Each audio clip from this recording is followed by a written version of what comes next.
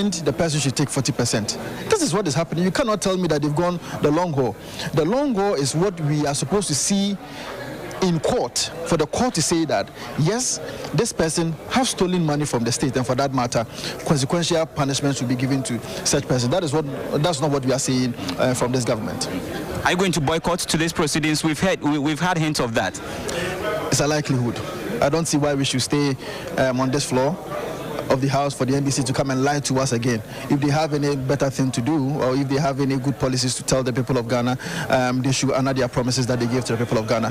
Thank you. So I just had this interaction with the Member of Parliament for Old Tafo, Vincent Ekowasefua.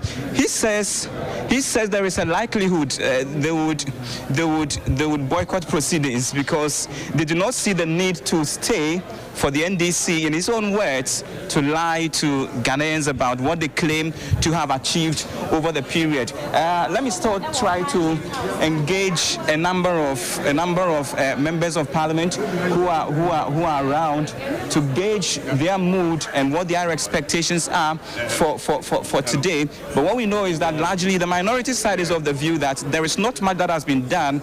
All has been the optics, just the optics over the period. And they don't see government do much to turn the corner or to do all the things that they claim to have done. And so you had Vincent Ekowasefua touch on a number of issues, from the legal issues all the way to even the health issues, economy issues, which he views them not to be the real issues on ground. And so those are their views. And what he tells me in that last note is that it is very likely that their side might boycott proceedings, and then they do not believe in all the things that the finance minister is expected to tell Ghanaians in this mid-year budget review. When we are live on TV3, we appreciate your time talking to us.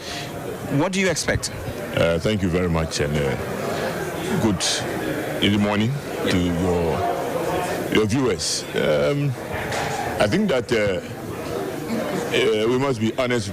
If we want to be honest with ourselves, this government has really started very well, and I believe that that trajectory, God willing, will not change because we believe in what we are doing, and we're going to continue to do it. And the results are there for all of us to see. Today, what is inflation? What did we inherit? The minority say all of these are just things for the optics. You've not really done much. You're riding on the goodwill of the public. Do you agree? Are they really serious? Because as I speak to you, statutory funds have all been paid. They say they've not received them. Well, maybe they are not in touch with their various assemblies. Everything is on course. The dollar is also, stabilized. Things are working well. For the first time, I heard members of academia, Professor, I've forgotten the name, but from ISA, advising businessmen, entrepreneurs to deal with the banks, because Bank of Ghana has enough reserves to help in their business, whether importation or exportation. So they need to deal with the banks. You don't have to go around looking for dollars on a black market or forex bureaus. No, if you are doing genuine business, and I can tell you, if you have any transaction that involves forex, and you approach your bank and you give them the proper information, equivalent Bank of Ghana rates will be paid to your suppliers or whoever, your customers or whatever you are dealing with. So we are on course, everything is on course, and I believe that the minister is just coming in to re-emphasize, re-echo, and tell us where we've gotten to. That is not to say that we are out of the woods completely, no.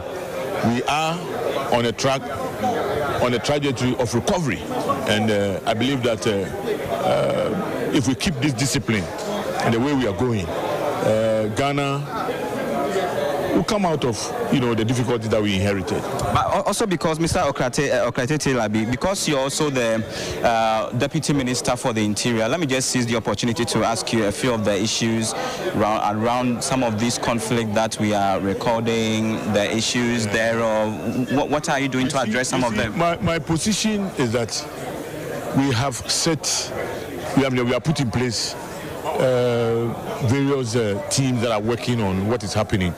We need to be careful what we say and how we say it.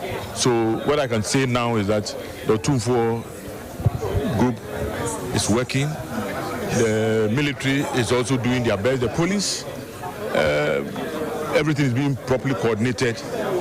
And we believe that it wouldn't be long we shall come out of this, problem that we are having. Thank you. That's the MP for Maya, who is also the Deputy Interior Minister. I have a member of the Finance Committee with me, the Member of Parliament for Hohwe, Thomas Wolanyo Chekpo. Over the period, they have been working on this mid-year budget review expected to be delivered by the Finance Minister. What are the indicators looking at? It's looking good because I think your station also published something this morning that 95% of Ghanaians, that's an independent source. 95% of Ghanaians are saying the macroeconomy is looking good. And that's a huge plus for us. It hasn't happened before. That the government insists. That's an independent survey, so you cannot really use that to run conclusions. No, that's what we can use to run conclusion, because if I say it as a member of the Finance Committee and part of the majority, the government, or a colleague of mine from the other side, that will create a debate. But this is an independent source that look at the two sides. You see the balance sheet and came to the middle that, hey, things are looking good. Not deal, they said they found out from Ghanaians that things are looking good. And that's a plus for the government. You see, if for nothing at all, you see, macroeconomic, if it has to work out, the Ghanaians have to feel it. And today, Ghanaians are feeling it. Then when you go to the pump, even despite the increase, the one CD levy, we are still buying fuel less than what we were how we were buying it some months ago under the previous regime. For the first time, look at the releases that have been made. The stress-free policy. But you see, all of these that you talk about, all of these that you talk about, your opponent will tell you that they are just for the optics. You've done that much. We have paid. It's not for the optics. We have paid. Have we or have we? They've not received the disbursement. It's never true. Have assemblymen complained that they haven't received it? They've received it. Assemblymen have received it. Students have received it. You've seen it. You've shown it on your station. Seeing students receiving it. Capitation grant. For the first time, all arrears have been paid. 3 SHS that they said we cannot. We said they said we'll cancel. Now nobody is complaining. Students are being served 3 times a day. Everything has now been normalized. It means that the macroeconomy has translated into the lives of the people. Because if macro is good and micro is not good, then we are not doing anything. And we have the balance, macro and macro. We have the balance. That's why we are going to expect good news. We have been told good news. What we have seen, I cannot preempt them, but I can assure you that some taxes will even be out again. Some taxes will even be out of the system again, like COVID tax. We are anticipating that COVID tax will be out, and a lot of good news will come. You see, the first 6 months is supposed to be for stabilization. Every government, every wise government will stabilize the government with this first 6 months. Then the other months that are left, you use it for infrastructure. So, Honorable, what is the message really today? More money? I don't think we are going to ask for more money. Even the first time we came, we didn't increase taxes, we didn't introduce new taxes. So this particular time, I don't think we are going to ask for more money. The only one we asked for was the one city that Ghanaians gave us, happily gave us. We didn't force them, we didn't do it. So there were oppositions to that. There were opposition. Look, go to the streets right now. Ghanaians are happy, even paying. For the first time, Ghanaians are happy paying tax. For the first time, because they know their taxes are being used for what is intended to be used for. You see, not doing like using it, packaging it, building, acquiring properties. No, we are using it. That's why the release, I mentioned series of releases that have been made. As I said, first 6 months is to stabilize the economy, stabilize the dollar, stabilize everything, which all of us are witness to, which all of us are witness to. The next 6 months and the years ahead are for infrastructure. That is when the releases will be made to the contractors. We have not said that we have made releases to contractors. The releases we made, we've itemized them. Contractors will be paid. Our roads, they will get back to our roads. Other people will be paid. So that new contract, new infrastructure will spring up. Thank you so much. Especially the big push. The big push. Yeah. All right. You know, so that is Thomas Walanyo Chekpo, MP for Hohoe, and also a member on the Finance Committee. Before I come to Prof. Titus Bayo, let me start from the expert. Duncan, what is your appreciation of all of this? Minority is saying that all that we see is has not done much. Majority side is saying that, see, we've done enough to turn around the corner. Though we are not out of the hooks, things are better. How do you appreciate and marry all of this? We the people down there, in fact, if you decided to leave MPP NDC, when I wake up in the morning, I'm checking how much I'm paying for electricity, how much I'm paying for fuel, how much I'm paying for food. And so beyond the optics of partisan politics is the real issues of bread and butter. And that is why some of us are here today. You recall at the first reading of budget by the Honorable Attoforsen, there were two critical sectors that he had issues with. Cocoa Board, ECG. You recall, mountain debt running into billions of Ghana cedis, right? We've heard a lot about ECG containers here and there, mismanagement here and there, 82 accounts here and there. Just yesterday, a certain Auditor General account indicating that the energy sector contributes substantially to the financial malfeasance or irregularities that we record. These are things of grave concern to us. You recall it is because of ECG's poor performance and their bad deeds. You import containers, 100, you don't clear, 200, you don't clear, 300. Then we start stealing some of them, right? Up to 1,000, we don't clear. We continue to import, we don't clear. It is because of some of those things, right, that the government currently is now forced to add 1 Ghana cedi to fuel price because we need to cushion ECG for fuel, right? So it affects all of us. We are here to see whether what the finance minister projected the first time about ECG and Cocoa Board being the main, I don't want to call them the stubborn children of this economy. We've been able to salvage the situation. Secondly, there's also the talk, crucially, of Temoyo Refinery coming back on stream. You've heard management say that by October, they're hoping TOR should start processing.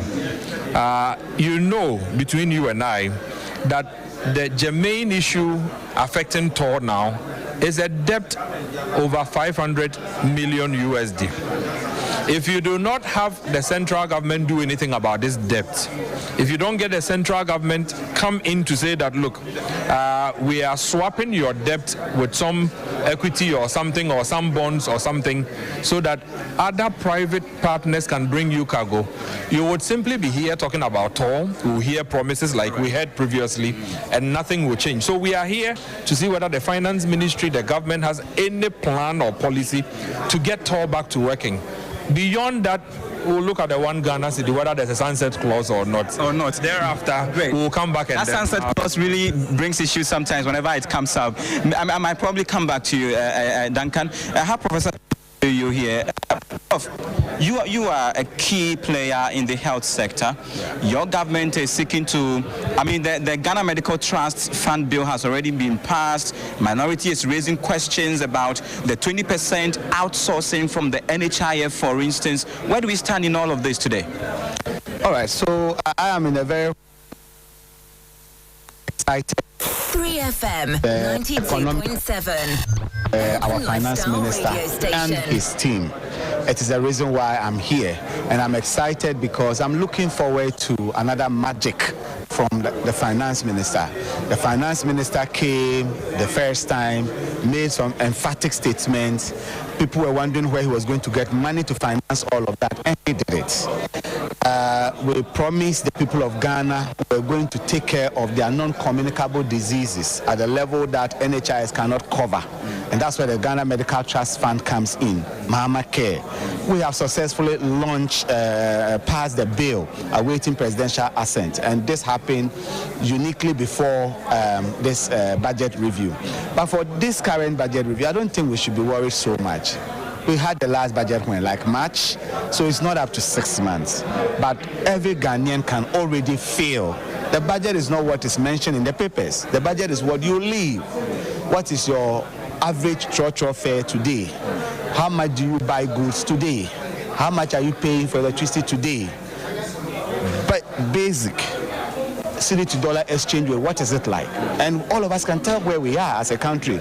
So it's not what people will say. Now, when it comes to the specific issue of the Ghana Medical Trust Fund, they are raising a lot of concerns about the 20%. Exactly. Let me just make it clear. If you know what that fund is going to do, we thank His Excellency the President for his creativity, for the novelty of idea.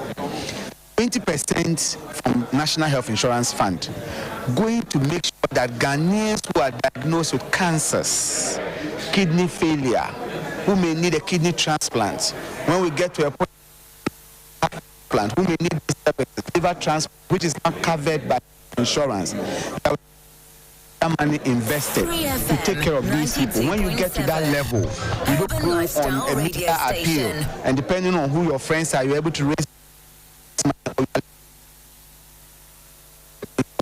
3FM 92.7 Urban Lifestyle Radio Station. 3FM 92.7. But one of the things they have said over the period is that looking at the tenant of this trust fund, a lot of its activities or what it seeks to do will compete with the NHIS, for instance, and more or less even burden it. Don't you agree with all of these? What seem to be legitimate concerns? That is a lack of basic understanding of what we are dealing with. You see, His Excellency has got the whole country covered. In terms of our health care, we have primary health care where people are not getting access to health care because some of them don't have the health insurance. His Excellency says whether you have the health insurance or not, when we launch free primary health care, every Ghanaian gets health care. Now, after that, you enter into a second level of health care where we are doing our polyclinic, government hospital, district hospitals. That's where the NHIS comes in. Now, beyond the NHIS, people who have NHIS, when they have these conditions I mentioned, on social media appealing for funds. It is that point that this fund kicks in. It has no competition at all with NHIS. It comes in when NHIS. So people must recognize that they should not. 3FM 92.7 Urban Lifestyle Radio Question Station. with those interviews from Parliament. Now remember, I still are continuing coverage of the 2025 media budget review here on Urban Lifestyle Radio Station.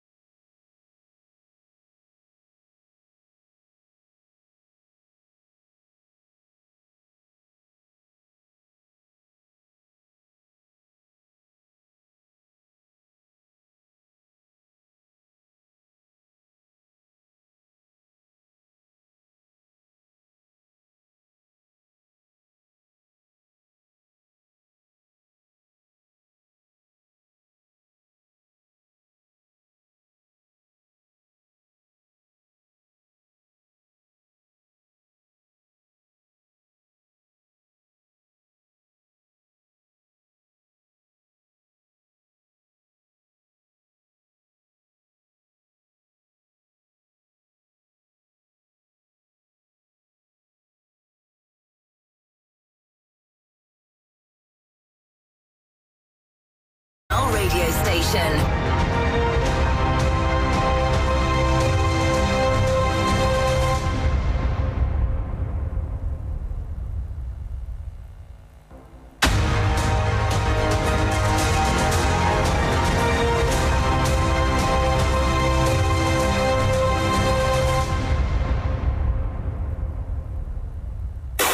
FM 92.7 Urban Lifestyle